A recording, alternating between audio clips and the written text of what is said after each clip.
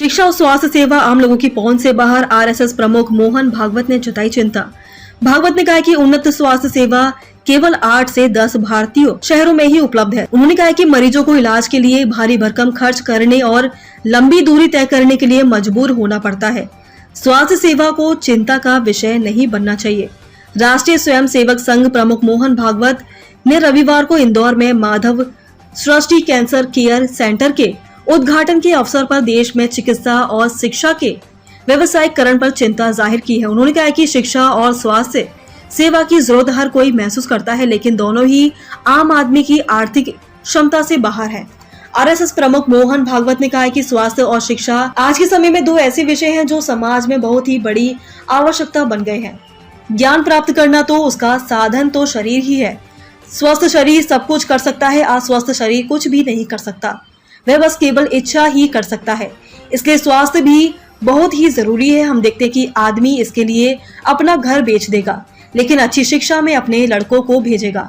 अपना घर बेच देगा, लेकिन अच्छी जगह अपनी चिकित्सा हो इसका प्रबंधन करेगा। सबसे अधिक आवश्यकता सबको प्रतीत होती है स्वास्थ्य और शिक्षा के लिए, लेकिन दुर्भाग्य ऐसा है कि ये दोनों बातें आज सामान्य व्यक्ति के पहुंच से बाहर है और उसके आर्थिक सामर्थ्य के बाहर है।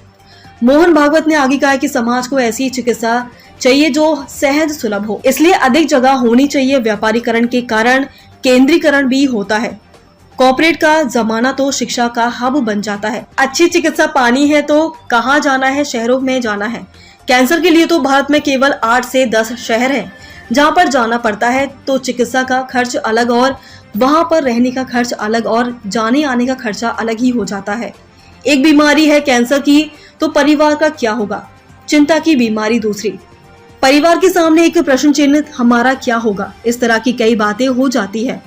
CSR बगैर बहुत ही टेक्निक और फॉर्मल शब्द हमारे लिए इसके यहाँ शब्द धर्म है। धर्म यानी कि सामाजिक जिम्मेदारी को निभाना। धर्म समाज को जोड़ता और उन्नत करता है।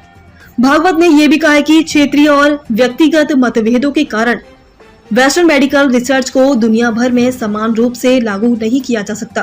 उन्होंने कहा कि किसी को प्राकृतिक चिकित्सा से लाभ हो सकता है, किसी को होम्योपैथी से।